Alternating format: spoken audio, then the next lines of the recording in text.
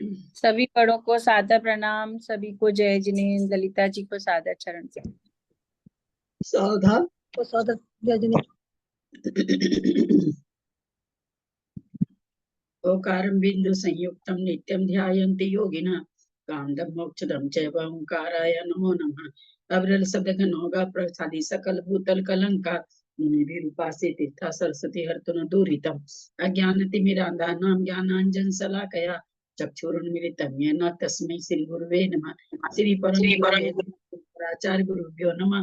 सकल कलुष विध्वंसकं श्रेषां परिवर्तकं धर्म संबंधकं भय जीव मन प्रतिबोधकारकं पुण्य प्रकाश पापनाशमिदं शास्त्रं श्री पद्म पुराण नामधेयम्। अस्य मूल ग्रंथ कर्ता श्री सर्वज्ञ देवास्तदुत्तर ग्रंथ कर्ता श्री गंधर देवा प्रतिगंधर देवा तेषां वचोंसार्था मासाद्य श्रीमत रविसेनाचार्य न विरचितम् इदं शास्त्रं श्रोतारः सावधानतया शृण्वन्तु। मंगलम भगवान वीरो मंगलम गौतमो गणि मंगलम कुंद कुंदाद्यो जैन धर्मोस्तु मंगलम सर्वमंगल मांगल्यम सर्वकल्याण कारकम प्रधानम सर्वधर्माणां जैनम जयतु शासनम जैनम जयतु शासनम जैनम जयतु शासनम। सरस्वती नमस्तुभ्यं वरदे कामरूपिणी विद्यारंभं करिष्यामि सिद्धिर्भवतु मे सदा। द्वादशं जिनवानी माता की जय। परम मांगल्य ग्रंथ पद्म पुराण ग्रंथ राज की जय।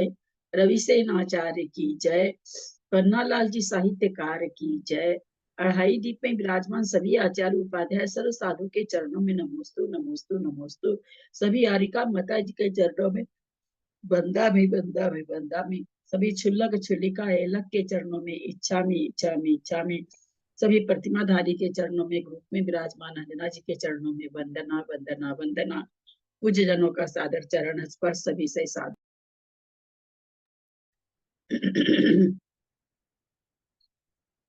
कहाँ पढ़ना है, किसको पढ़ना है, शुरू करें, बताएं।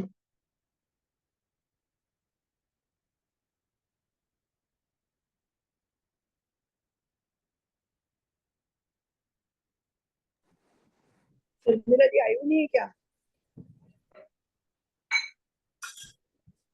वो जिसने कल संस्कृत शुरू किया था ना वो कर लेंगे अभी। शर्मिला जी मंजू जी, दिल्ली मंजू जी शुरू करी थे। हाँ वो संस्कृत का कर लेंगे। कितने वो आ जाएंगे? कहाँ से करी थी? शुरू से कर दी है। पहले से करना था। पहले कल चार वो आ गए थे ना समरी करने के लिए, तो हुआ नहीं था कुछ। पहले से 50 तक मंजू जी को करना है संस्कृत। इतने शर्मिला जी आ जाएगी, मैंने देखा नहीं। सबको जय जिनेन्द्र। अथ त्रत क्षणम नीत्वा निद्रांतो घटकंटकौ अर्धरात्रि महादेव जी। Page number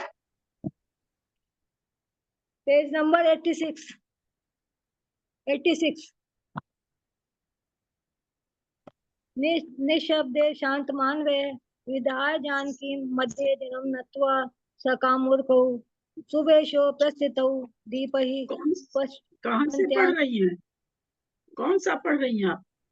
32 number. हाँ 32वां ना।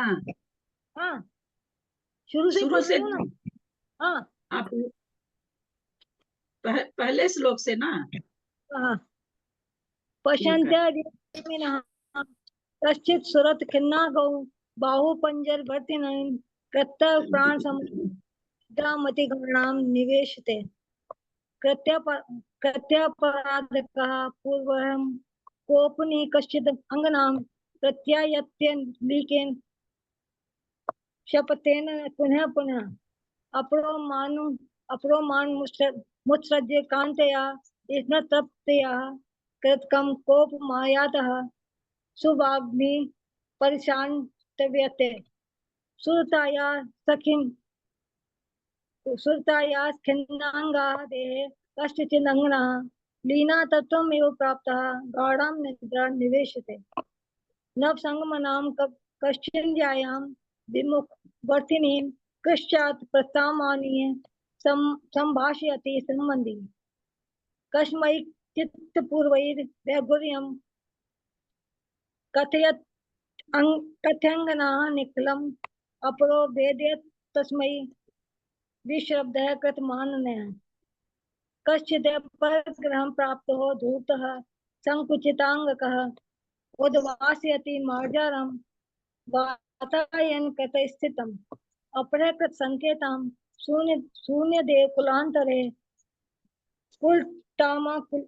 कुलटामा कुलीभूतो मौस्थ्याय दीक्षते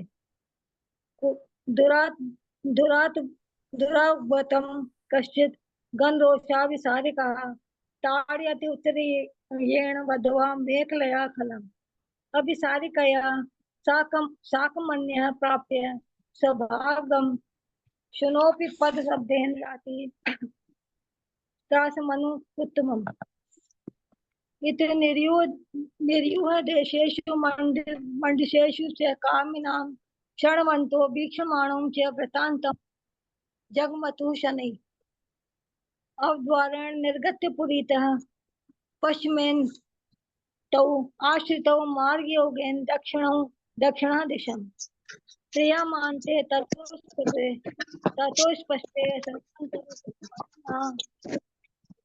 रागेण संगन्तुं मुत्सुकः भक्ति निर्भरः यथा श्रुति परिज्ञा है बंधु पंचन कारण है समीपम रामदेवस्य प्राशुर मंथरगामिना ये चक्षुर्गोत्री कृत्य समेत राम लक्ष्मण हो महाविनय संपन्न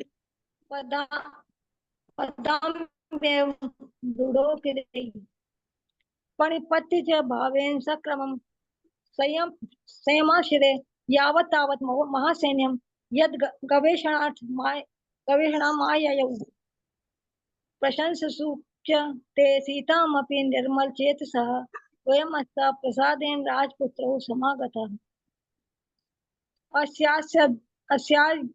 अस्याद् यदि नेताभ्यां सम्मेषां सम्मन्त्रः ततः कथमे प्राप्यास्मेतो पवनरन् हसौ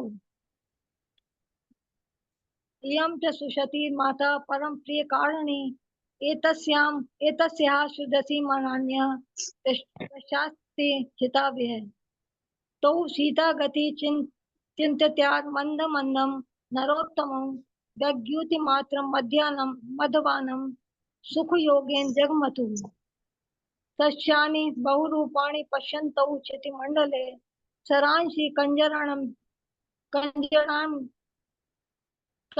कंजराण्याभि तरुश्च गगनस्पृशः अपूर्वाण पर्यन्तौ वेग बद्विन नराधिपै धनागमे नदै गंगा कालिंदी प्रवाहविद रामखेट मठम्बेषु भोगेषु नगरेषु च लोकेन पूजितो वीरो भोजनाभि उत्तमम् केचित् ध्वजखेदेन सामन्ता वज्रस्तोस्तयो पश्चात् ज्ञापित्येतेव निवृत्ता ज्ञात निश्चय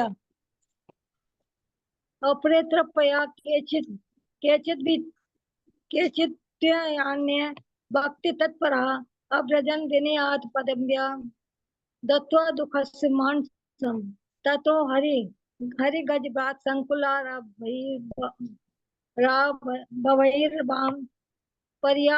पर्यात अटवीं प्राप्तौ लीलया राम लक्ष्मणं तस्यां बहुल सर्वर्यां तुल्यध्यावान्तां महानगै निम्नगां सर्वरी मेतौ सर्वार्षित रोदसं तस्या रोदसी विषम्य नाना स्वाद फलोत् काश्चिन्य अवर्तय भूपान पद्मा सुप्रतिबोधना मैं तापि प्रयत्नेन निवृत्ता नाप्रेण पद्मेन सहितं गन्तुं किल संजात निश्चया कतस्ते निम्नगां दृष्टा महानीलाभ भासिनीं चण्डवेगो संघात निर्मितोदर निश्चिताम् उन्मज्जत बलभाग्राह कृत कल्लोल संकुलां वीची माला समाघात निपतन मदरोध महाद्रि कंदरासपाल प्रतिसूत कारणादीनीम वर्तमान मीनांग स्फुरद भास्करो चिसम उद्रत्य नक्र सूद कारजात दूरगशी कराम उड्डीयमान निशेष भय पूर्ण पतग्रगाम सन्नास कंप मानांगा जगु रामम स लक्ष्मणम समुत्थारय नाथास्मान्मति पद्म प्रसादत्वान् गत्यायां भक्तिपूर्णनाम प्रसादम कुरु लक्षणः देवी ते कुरुते वाक्यम जानकी द्रोही लक्ष्मणम एवं आदिगतस्तन्ते कृपया बहुतां नदीं बूढ़ो करे प्रसंचुप्स नाना चेष्टा विदायिनः ततस्तान राघवो गोचदेश शब्दो रोदसी स्थिता अधुना विनिर्बतध्वं भद्रा भीम इदं वनन् अस्माभिः से युष्माकमया नेवेश संगमः ऐसा नद्य वर्धि जाता भवतोत्सुके वर्षिता तातेन भरत स्वामी सर्वेषां वो निवेदितः विश्वाद्वशान्तमावृत्य तिष्ठते क्षितिपालिने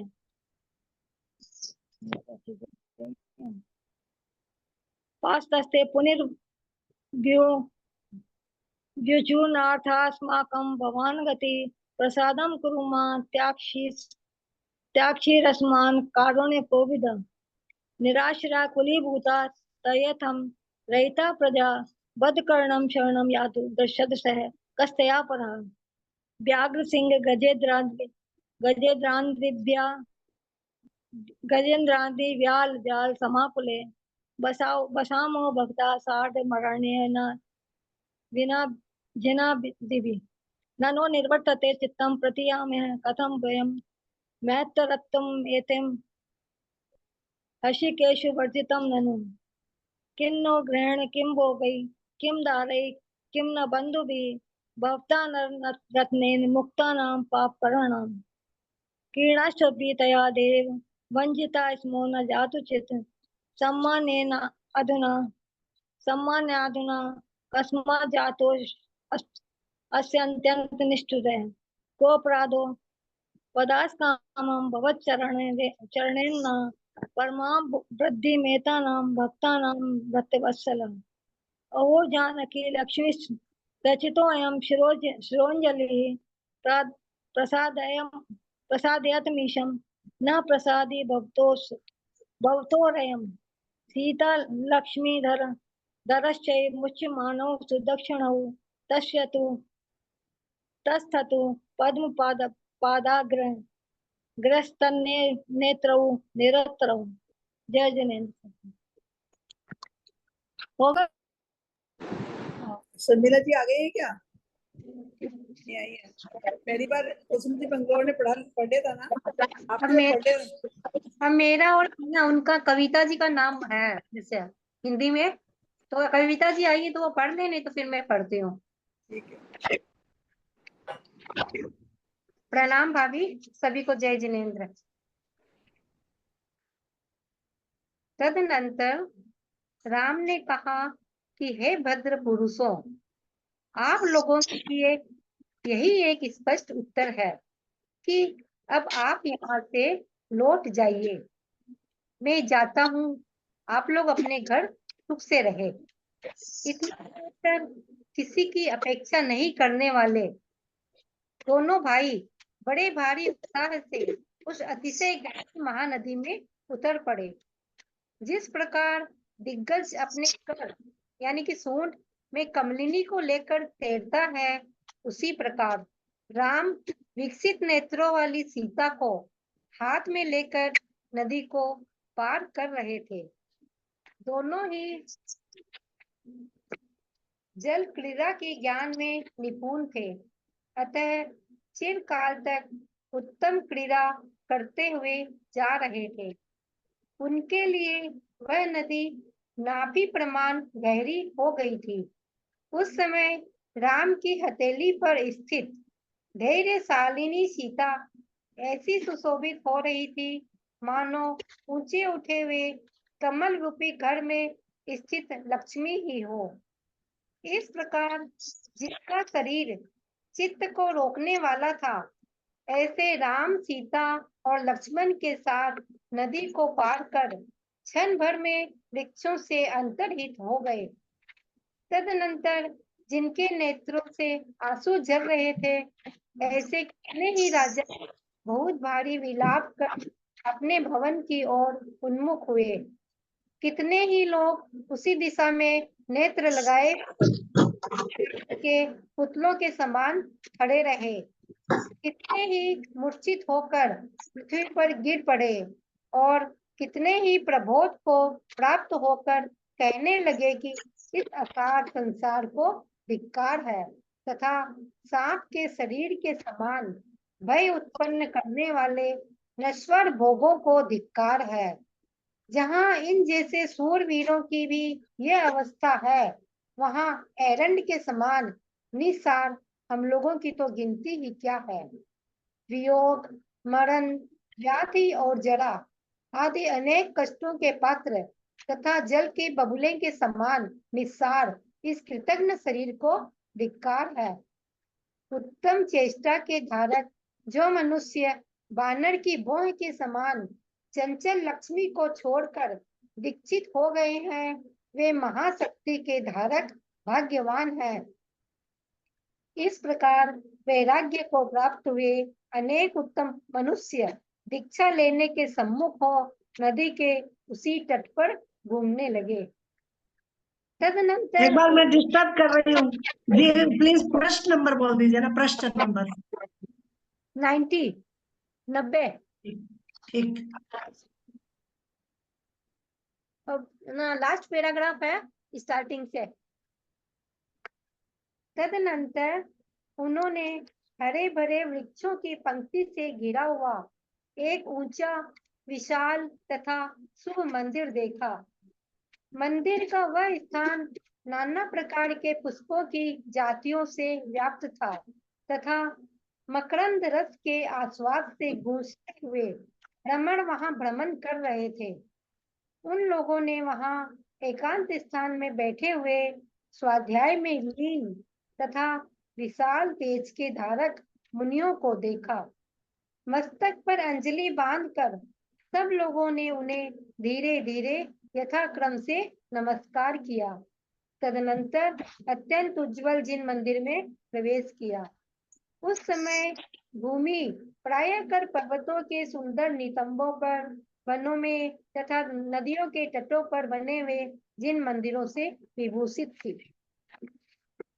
वहां उज्जवल भावना को धारण करने वाले सब जिनेंद्र भगवान को नमस्कार कर समुद्र के समान गंभीर मुनिराज के पास गए। वहां जाकर वैराग्य को धारण करने वाले सब लोगों ने सिर झुकाकर मुनिराज को नमस्कार किया और तदनंतर यह कहा कि हे नाथ, हम लोगों को इस संसार सागर से पार कीजिए। इसके उत्तर में मुनियों के अधिपति सत्य केतु आचार्य ने ज्यों ही तथास्तु यह शब्द कहा, त्यों ही अब तो हम संसार से पार हो गए। यह कहते हुए सब लोग परम संतोष को प्राप्त हुए। विदग्ध, विजय, मेरु, क्रूर, संग्राम लोलुप, श्रीनाथ दमन, धीर, शठ, शत्रुदम, धर, विनोद, कंटक, सत्य, कठोर और प्रियवर्धन आदि अनेक राजाओं ने दिगंबर दीक्षा धारण की। इनके जो सेवक थे, वे हाथी, घोड़ा आदि सेना को लेकर उनके पुत्रों को सौंपने के लिए शीघ्र ही नगर की ओर गए।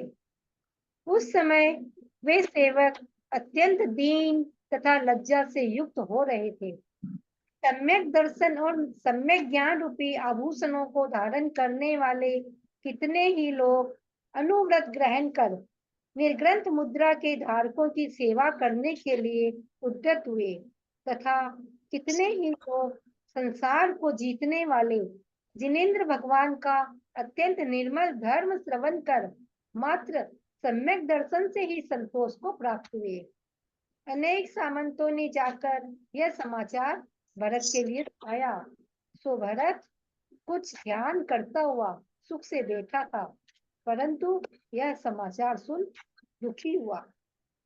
अथानंतर सम्यक प्रबोध को प्राप्त हुए राजा दशरथ स्वस्थ चित्त को धारण करने वाले भरत का राज्याभिषेक कर राम के वियोग से कुछ संतप्त चित्त को धारण करते हुए सांत्वना देने पर भी जो अत्यंत विलाप कर रहा था, ऐसे व्याकुल अंतपुर को छोड़ नगरी से बाहर निकले। उस समय शोक रूपी सागर में डूबे हुए परिजन उनकी ओर निहार रहे थे।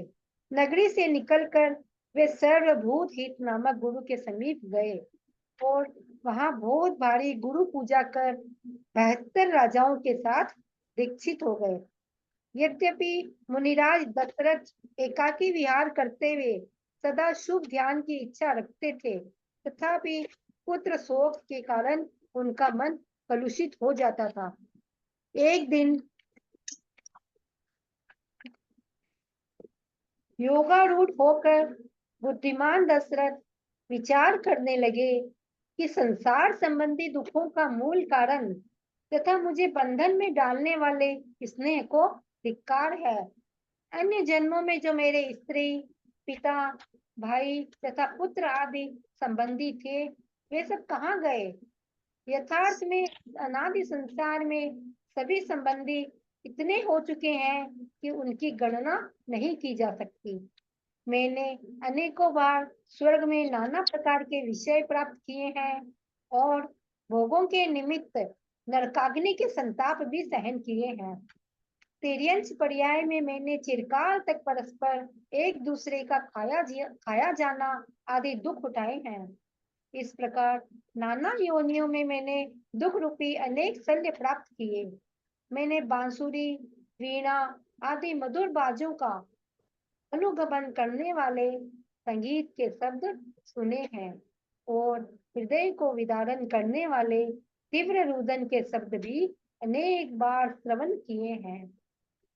मैंने अपना हाथ अप्सराओं के सुंदर स्तनों पर लड़ाया है और कभी कुठार की तीक्ष्ण धारा से उसके टुकड़े टुकड़े भी किए हैं। मैंने महाशक्ति वर्धक सुगंधित 6 रसों से युक्त आहार ग्रहण किया है और नरक की भूमि में रांगा, सीसा आदि का कलल भी बार बार पिया है। मन को द्रवीभूत करने वाला अत्यंत सुंदर रूप देखा है और अत्यंत भय का कारण तथा कंपन उत्पन्न करने वाला घृणित रूप भी अनेक बार देखा है। जिसकी सुवास चिरकाल तक स्थित रहती है, ऐसा भ्रमरों को आनंदित करने वाला मनोहर गंध सूंघा है और जिसे देखते ही महाजन दूर हट जाते हैं, ऐसा तीव्र दुर्गंध उत्पन्न करने वाला सड़ा कलेवर भी बार बार सूंघा है। मन को चुराने वाली तथा लीला रूपी आभूषणों से सुशोभित स्त्रियों का आलिंगन किया है और तीक्ष्ण से व्याप्त सेमर के मायामयी वृक्षों का भी बार बार आलिंगन किया है। कर्मों का दास बनकर मैंने इस संसार में क्या नहीं किया है, क्या नहीं देखा है, क्या नहीं सूंघा है, क्या नहीं सुना है और बार बार क्या नहीं खाया है। न वह पृथ्वी है, न वह जल है, न वह अग्नि है और न वह वायु है, जो चिरकाल से संसार में भ्रमण करते हुए मेरी शरीर दशा को प्राप्त नहीं हुआ है। तीनों लोकों में वह जीव नहीं है जो हजारों बार मेरा पिता आदि नहीं हुआ हो, और वह स्थान भी नहीं है जहाँ मैंने निवास नहीं किया हो। शरीर भोग आदि अनित्य है, कोई किसी का शरण नहीं है। अब इसमें 12 भावना का बता रहे हैं। यह संसार चतुर्गति रूप है।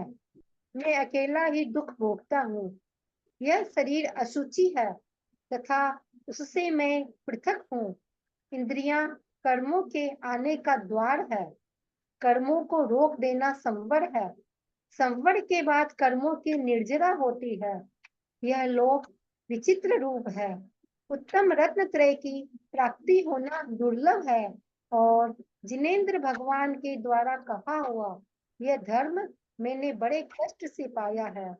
इस प्रकार मुनियों के द्वारा अनुभूत विशुद्ध ध्यान से धीर वीर दशरथ मुनि ने क्रम से पूर्वोक्त 8 ध्यान को नष्ट कर दिया।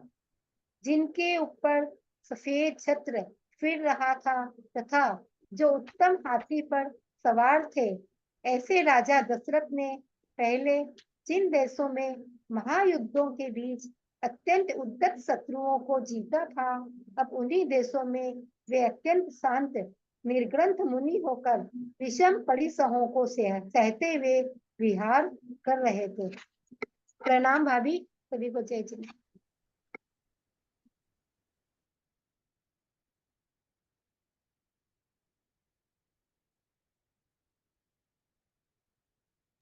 संस्कृत में सरिता जी नहीं पढ़े। इसमें कल तो अपन पढ़े कि एक बार भी इनको दुर्गति में नहीं जाना पड़ा। आज इसमें नरक गति के बारे में भी बताए हैं।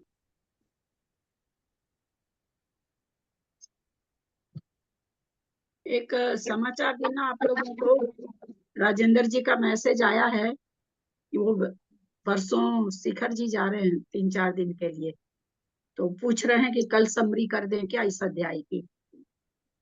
क्या क्या जवाब देना उनको, बोलिए। हाँ क्या? हाँ तुम बताइए। वो बहुत हाँ? अच्छी करते हैं, सबको समझ में भी आ जाएगा, करवा लीजिए। क्योंकि खत्म तो होगा नहीं, 200 है, 200 में 100 ही होगा आज तो। क्या इतनी करना कर देंगे ना, 100 तो हो गया, 150 हो जाएगा। इतनी कर तो देंगे क्या ना। हो गया दीदी, अपन समरी के बाद वापस पढ़ लेंगे जो बचा हुआ है। समरी के बाद पढ़ लेंगे आगे का। ठीक है, ठीक है, हाँ। ठीक है, चलिए। ततः पढ़िए आगे। पद्मो जगादेदं भक्तामुत्तरं स्फुटं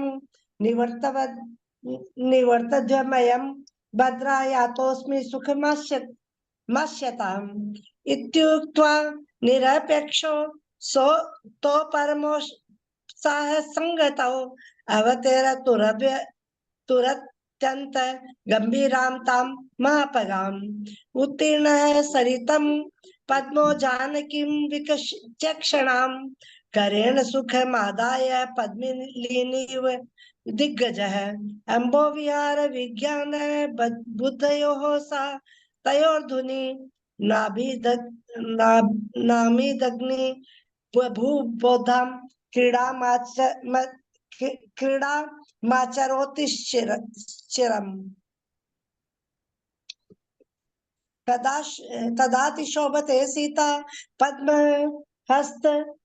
हस्ततल स्थिता सुधीरा श्री रिवोतुंग शतपत्र ग्रह स्थिता पार्गः सीतया सार्धं लक्ष्मणेन च सक्षणात् वृक्षरन्तर्धिमायात् शतस्म भन्न विग्रह विप्रपालम विप्रलापम ततः कृत्वा महान्तं शाश्रुलोचनः भवानी भी सुखी भूता कश्चित् कृशेन भूभृतः तदा शान्तस्तेस्त्रास्तु केचिप्यु स्तमया इव तस्थु प्राप्य परे मूर्छां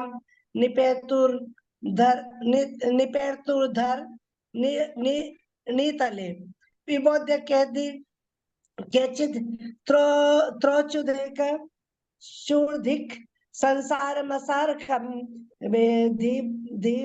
दिग् भोगाभान भंगु रान्मितिवान् माविन् ईदृशामपि सुराणां यथा वस्थेयमीदृशी तत्र ग्रहणमस्मासु किमेरण्ड फल्गुषु वियोग मरण्य व्याधि जरा व्यसन माजनम जर बुद्ध निस्सारम कृतघ्नम दिक् शरीरकम भागवंतो महासत्वास्ते नराश्लाघ्य वेष्टिता कपि भृंगराम लक्ष्मी ते तिरस्कृत्य दीक्षिता इति निर्वेद भापन्ना मापन्ना भयो नरस्तमः प्रव्रज्याभि मुखिर्भूता वभ्रमुस्तत्र रोदसी अधेक्षांक चक्रीरे तुंगम विशालम शुभमालयम परिवीतमतिशां महानोहकलामालया अनुसुषुतम सुश्रचम तम नाना पुष्प जाति समाकुलम मकरंदर सास्वाद गुंजस संभ्रांत पद पटपदम दद्र शोचम विवेक्तेषु देवेषु सस वस्थितान साधुन साध्वाय स्वाध्याय संसक्त मानसान पूर्व तेजसः क्रमेण तानमस्यन्तः शनेर्मस्तकषायणः नयः विविशुचिर्जिननाथस्य भवनं भ्रश मुज्ज्वलम् रमेश्वर द्विनितंबेषु काननेषु सरिस्तुच्च तन्न काले मयि प्रायो भूषितासि जिनालये तत्र कृत्वा नमस्कारं जिनानां शुभ्रभावनः रत्न संभव गंभीरं सयतेन्द्रं दूढोकिरे प्रणम्य शिरसा तस्य समेक भरवायिनः नाथोत्तारय संसारादस्मादिति बभाविशिरे सत्यकेतु गणेशेन तथास्त्विति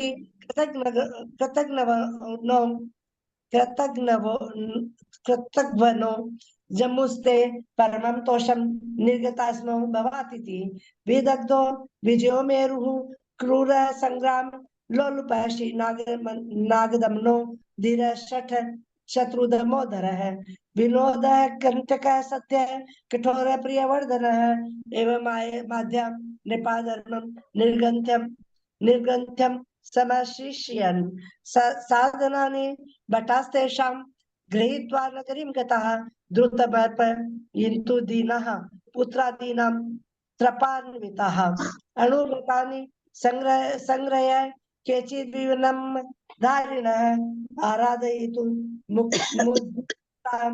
बोधि बुद्धि विभूषणः सम्यक् दर्शन मात्रेण संतोषं परे गताः श्रुताति विमलं धर्मं जिनानां जित जन्मनां सामन्तेर्बहुर्भिर्गत्वा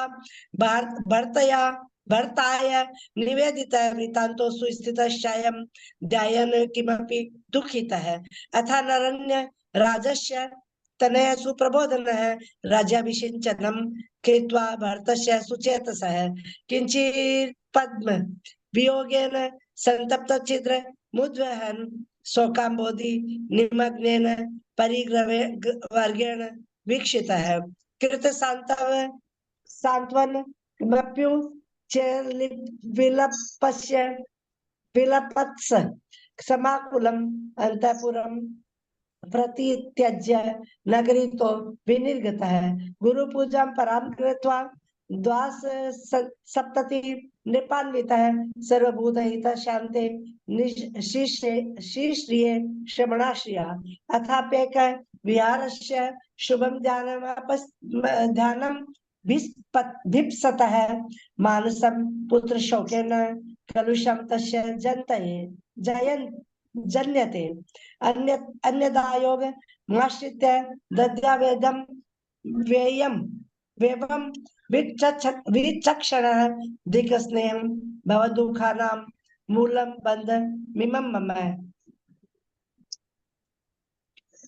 अन्य जनासु ये दारा पितृमात्र सुतादयः कैर्गतास्ते ममानादो संसारे गण नोजिताः अनेकशो मया प्राप्ता विविधा विषयादिभिः नरकानल दाहस्य संप्राप्ता भोग हेतवः अन्योन्य भक्षणादीनि तिर्यकत्वे च चिरं मया प्राप्तानि दुःखशल्यानि बहुरूपासु योनिषु श्रुत्वा संगीत निस्वाना वशवीणा नुगामिनः भूयश्च परमाक्रन्दाश्चित धारणकारिणः स्तनेश स्वप्सरारसां पाणिर्लालितो नेत्रहारिषु पुनः कुठारधातेन दुर्वृतेन पृथक् कृति आस्वादितं महावीर्यमन्नं सुरभि षड्रसमं त्रयपुसिसादिकलं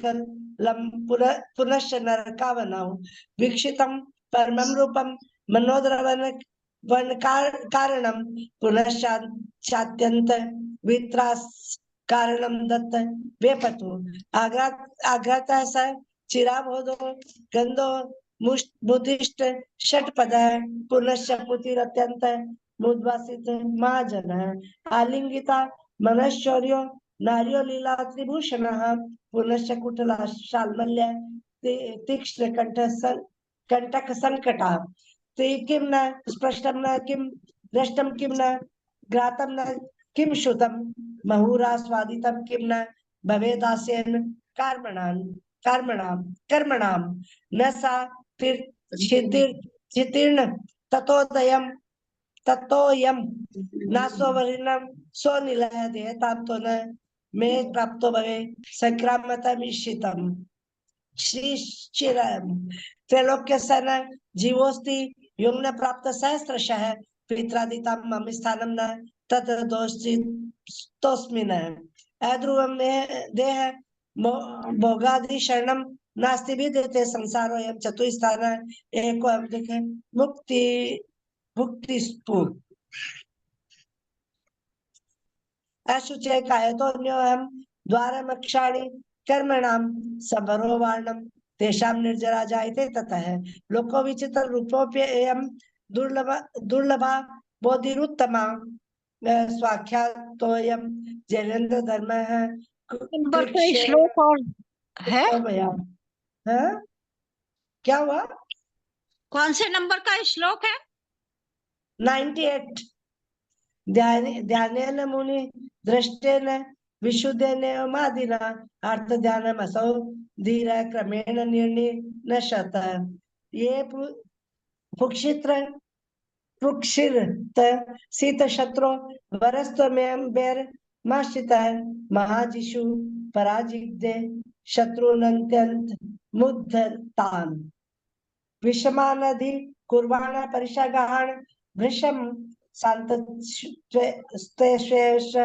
देशेषु निर्गतो विजहार्स है। प्रणाम दीदी। 100 हो गया। हाँ हो गया।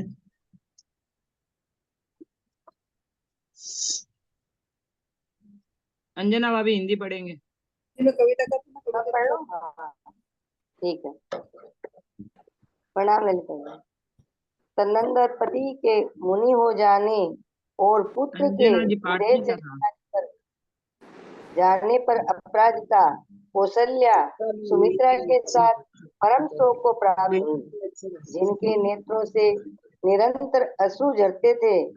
ऐसी दोनों विमाताओं की दुखी देखकर भरत चक्रवर्ती लक्ष्मी के समान विशाल राजलक्ष्मी को विष के समान दारुण मानता था।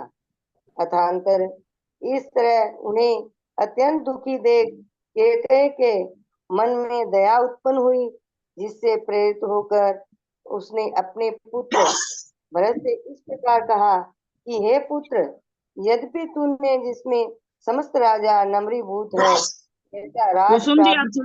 कुसुम जी आप म्यूट हो जाइए ना। तथापि वह राम और लक्ष्मण के बिना शोभा नहीं देता है। नियम से भरे हुए उन दोनों भाइयों के अंजना पाटनी का नंबर था ना। हाँ अंजना भाभी पढ़ने लग गए, अब आप कल पढ़ लीजिएगा। वो पढ़ने लग गए थे। अंजना आप ठीक है। भाइयों के बिना राज क्या है, देश को शोभा क्या है, और तेरी धर्मता क्या है। सुखपूर्वक वृद्धि को प्राप्त हुए दोनों बालक बिना किसी वाहन के पाषाण आदि विषम मार्ग में राजकुमारी सीता के साथ कहाँ भटकते होंगे। गुणों के सागर स्वरूप उन दोनों की ये माताएं अत्यंत दुखी है, निरंतर विलाप करती रहती है, सो उनके विरह में मृत्यु को प्राप्त न हो जाए। इसीलिए तू शीघ्र ही उन दोनों को वापस ले आ। उन्हीं के साथ सुखपूर्वक चिरकाल तक पृथ्वी का पालन कर। ऐसा करने से ही सबकी शोभा होगी। हे सुपुत्र, तू वेगशाली घोड़े पर सवार होकर जा और मैं भी तेरे पीछे ही आती हूँ। माता के इस प्रकार कहने पर भरत बहुत प्रसन्न हुआ। वह साधु साधु ठीक ठीक इस प्रकार सब कहने लगा तथा शीघ्र ही 1000 घोड़ों से युक्त हो राम के मार्ग में चल पड़ा। वह राम के पास से लौट कर आए हुए लोगों को आगे कर बड़ी उत्कंठा से पवन के समान शीघ्रगामी घोड़े पर सवार होकर चला तथा कुछ ही समय में उस महा अटवी में जा पहुंचा जो हाथियों के समूह से व्याप्त थी। नाना वृक्षों से जहाँ नदी थी, सूर्य प्रवेश रुक गया था तथा जो पर्वत और गर्तों से अत्यंत भयंकर थी। सामने भयंकर नदी थी जो वृक्षों के बड़े बड़े लट्टों से नावों के समूह को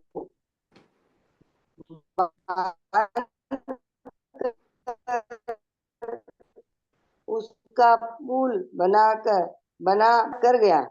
वह मार्ग में मिलने वाले लोगों से पूछता जाता था कि क्या यहाँ आप लोगों ने एक स्त्री के साथ 2 पुरुष को देखे हैं?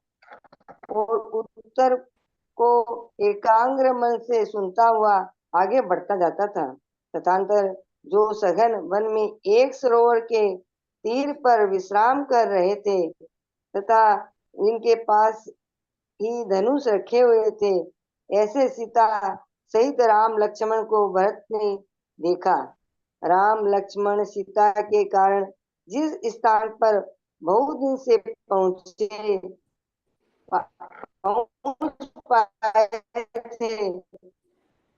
भरत उस स्थान पर 6 दिन में ही और जहाँ से राम दिख रहे थे उतने मार्ग में पैदल ही चलकर उसके समीप पहुंचा तथा उसके चरणों का आलिंगन कर मूर्छित हो गया।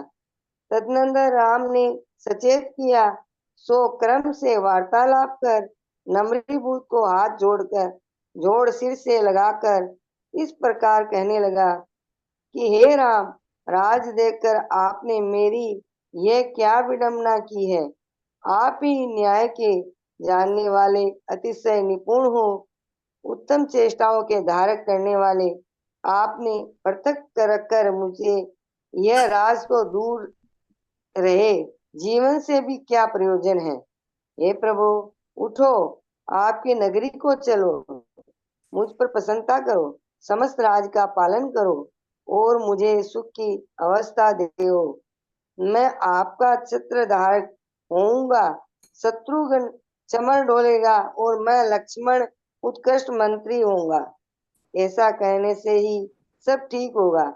मेरी माता पश्चाताप रूपी अग्नि से अत्यंत संतप्त हो रही है तथा आपकी और लक्ष्मण की माता भी निरंतर शोक कर रही है। जब तक भरत इस प्रकार कह रहा था तब तक सैकड़ों सामंतों के मध्य गमन करने वाली केकई वेगशाली रथ पर सवार हो वहां आ पहुंची। राम लक्ष्मण को देखकर उसका हृदय बहुत भारी शोक से भर गया। हाहाकार करती हुई वह दोनों का आलिंगन कर क्योंकि ऐसी बार बार घटनाएं हो रही है, हर जगह पुलिस नहीं हो सकती। अगर अभी हम ही लोग 10 लोग अचानक खुला है। कंदन जो विलाप करती करती अत्यंत क्षीण हो गई थी, ऐसी के कई अश्रु रूपी नदी की धारा टूटने पर हमसे वार्तालाप कर इस प्रकार बोली कि हे पुत्र, उठो, नगरी को चले, छोटे भाइयों के साथ राज्य करो। तुम्हारे बिना मुझे यह सब राजवन के समान जान पड़ता है। तुम अतिशय बुद्धिमान हो। यह भरत तुम्हारी शिक्षा के योग्य है, अर्थात इसे शिक्षा देकर ठीक करो। स्त्रीपना के कारण मेरी बुद्धि नष्ट हो गई थी, अतः मेरे इस कृत्य को क्षमा करो। तदनंतर राम ने कहा कि हे माता, क्या तुम यह नहीं जानती हो कि क्षत्रिय स्वीकृत कार्य को कभी अन्यथा नहीं करते हैं। एक बार कार्य को जिस प्रकार स्वीकृत कर लेते हैं, उसी प्रकार उसे पूर्ण करते हैं। पिता की अपकीर्ति जगत्र में न फैले, इस बात का ध्यान रखना आवश्यक है। कैकेयी से इतना कहकर उन्होंने भरत से कहा कि हे भाई, तू वैचित्य अर्थात द्विविधि को प्राप्त मत हो। यदि तू अनाचार से डरता है तो यह अनाचार नहीं है, क्योंकि मैं स्वयं इस कार्य की तुझे अनुमति दे रहा हूँ। इतना कहकर राम ने मनोहर वन में राजा के समक्ष भरत का पुनः राजाभिषेक किया। तदनंतर कैकेयी को प्रणाम कर सांत्वना देते हुए बार बार संभाषण कर और भाई का आलिंगन कर बड़े कष्ट से सबको वापस विदा किया। इस प्रकार माता और पुत्र अर्थात कैकेयी और भरत सीता सहित राम लक्ष्मण का यथायोग उपचार कर जैसे आए थे वैसे ही लौट गए। अतः भरत पिता के समान प्रजा पर राज करने लगा। उनका राज समस्त शत्रुओं से रहित तथा समस्त प्रजा को सुख देने वाला था। तेजस्वी भरत ने अपने मन में असहनीय लोक रूपी शल्य को धारण कर रहा था, इसलिए ऐसे व्यवस्थित राज में भी उन्हें क्षण भर के लिए संतोष नहीं होता था। वह तीनों काल में अरनाथ भगवान की वंदना करता था, भोगों से सदा उदास रहता था और समीचीन धर्म का श्रवण करने के लिए मंदिर जाता था। यही उसका नियम था। वहाँ सब और प्राशास्त्रों के पारगामी तथा अनेक मुनियों का संग निरंतर सेवा करता था। ऐसी दूती नाम के आचार्य कहते थे कि उसके आगे बुद्धिमान भरत ने प्रतिज्ञा की कि मैं राम के दर्शन मात्र से मुनि व्रत धारण करूंगा। तदनंतर अपने गंभीर वाणी से मयूर समूह को नत कराते हुए भगवान दूती भट्टारक इस प्रकार की प्रतिज्ञा करने वाले भरत से बोले कि हे भव्य कमल के समान नेत्रों के धारक राम, जब तक आते हैं तब तक तू गृहस्थ धर्म को द्वारा अभ्यास कर ले। महात्मा निर्गंत मुनियों की चेष्टा अत्यंत कठिन है, पर जो अभ्यास के द्वारा परिपक्व होते हैं उन्हें उनका साधन करना सरल हो जाता है। मैं आगे तप करूंगा ऐसे कहने को प्राप्त हो जाते हैं, पर तप नहीं कर पाते हैं। निर्ग्रंथ मुनियों का तप अमूल्य रत्न के समान है, ऐसा कहना भी अशक्य है। फिर उसकी अन्य उपमा तो हो ही क्या सकती है। गृहस्थों के धर्म को जिनेंद्र भगवान ने मुनि धर्म का छोटा भाई कहा है। सो बुद्धि को प्रदान करने वाले इस धर्म में भी परमार्थ रहित होकर लीन रहना चाहिए। जैसे कोई मनुष्य रत्न दीप गया, वहां पर वह जिस किसी भी रत्न को उठाता है वही उसके लिए अमूल्यता को प्राप्त हो जाता है। इसी प्रकार धर्म चक्र की प्रवृत्ति करने वाले जिनेंद्र भगवान के शासन में जो कोई इस नियम रूपी दीप में आकर जिस किसी नियम को ग्रहण करता है वही उसके लिए अमूल्य हो जाता है। जो अत्यंत श्रेष्ठ होता है, जो सत्य व्रताधारी श्रेष्ठ होता है। हिंसा रूप की रत्न को लेकर भक्ति पूर्वक जिनेंद्र देव की पूजा करता है, वह स्वर्ग परम बुद्धि को प्राप्त होता है। जो सत्य व्रत का धारी होकर मालाओं से भगवान की अर्चना करता है, उसके वचनों को सब ग्रहण करते हैं तथा उज्जवल कीर्ति से वह समस्त संसार को प्राप्त करता है। जो अद्धा दान अर्थात चोरी के दूर रखकर जिनेंद्र भगवान की पूजा करता है, वह रत्नों से परिपूर्ण निधियों का स्वामी होता है। जो जिनेंद्र भगवान की सेवा करता हो गया है, आपके हाँ हाँ, ठीक है। जय जिनेंद्र।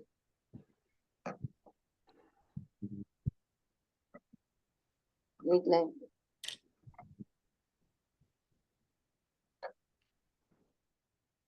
मैं तो हो गया 8 मिनट में, कुछ होगा नहीं, संस्कृत तो होगी नहीं 8 मिनट में।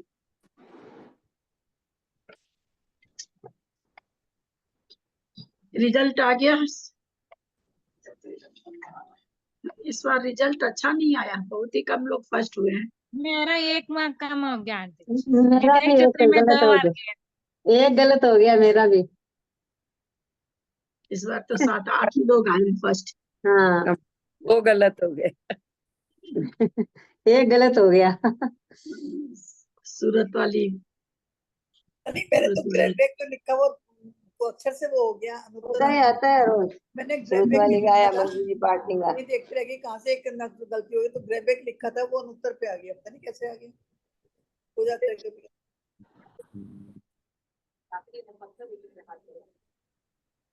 मुझे एक चीज पूछनी थी ललिता जी, दशरथ का जो जन्म हुआ था वो 5 बार हुआ था, तो इन्होंने 3 ही बार कैसे दिया? मेरे को तो मत ही पूछिए, अभी पढ़ते समय याद रहता है ये सब, मेरे को नहीं नहीं, रहता। उन्होंने ये पूछा कंटिन्यूस कितनी बार मनुष्य बने, तो कंटिन्यूस 3 बार बने ना, वो बताए भी थे, पॉइंट नहीं, भी किए थे। ऐसा वाला वर्ड ही नहीं है कहीं भी, आप सेंटेंस में पढ़ो क्वेश्चन। उन्होंने लिखा कि मनुष्य जन्म दशरथ को कितनी बार मिला। नहीं, लगातार कितनी बार लिखा हुआ ऐसे है। अच्छा, लगातार वर्ड लिखा हुआ है क्या? हाँ, तो फिर वही में हमने 5, वही मेरा एक गलत हुआ, क्योंकि नंदीवर्धन भी हुआ और शत्रुंजय भी हुआ, तो ऐसे 5 बार हो गया। संतोष जी, आप क्या पूछ रहे थे? कुछ पूछ रहे थे ना, सूरत? नहीं और बात संतोष जी फर्स्ट टाइम हो पाए हैं। धन्यवाद। हो रहा था। बहुत बहुत बधाई। आप तो रोज ही आते हैं फर्स्ट। हाँ, संतोष, बहुत बहुत बधाई हो। संतोष, संतोष मंजू भाई, मंजू तो फर्स्ट आ। हाँ, प्रणाम मौसी जी। नहीं तो आओ ही है संतोष। मंजू मंजू तुम्हारे रोज आता हो, बहुत अच्छा लगा देखते हुए। मेरा तो पेपर ही सबमिट नहीं हुआ। सबमिट करा करिए ठीक से, तो थोड़ा सा सबमिट करने में कुछ कोई चीज छूट जाता होगा ना, इसलिए नहीं होता होगा, देखा करिए उसको बार बार।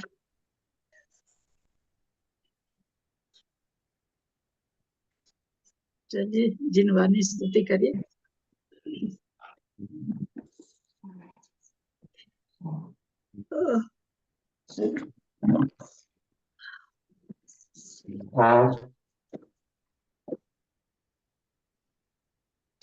कौन कर रहे हैं जिनवानी स्तुति?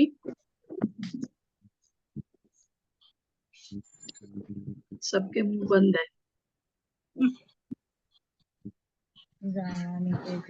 अच्छा, चलो मैं करती हूँ।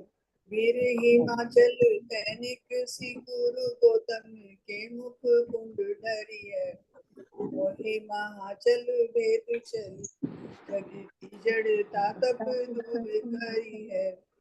ज्ञान पयो निधि माहि रली बहु, भंग तरंगन सो छुरी है। दासुची सारद गंग नदी प्रति, मैं अंजूरी कर शीस धरी है। या जग मंदिर में अनिवार, अज्ञान मंदिर छयो अति भारी। सृजने की ध्वनि दीप सिखासन, जो नहीं होती प्रकाशन हारी, तो किस भांति भारत पाती, कहाँ लहते रहते अब विचारी, क्या विधि संत कहे धन, धन है बहन बड़े उपकारी, चावानी के ज्ञान से सूझे का लोग, तो वाणी मस्तक नमन सदा भारती तो जब खुद नैन, तो तेरा अंत को गुरु से होने ग्रंथ, दया धर्म पालन सदा यही मोक्ष का जिनवानी माता को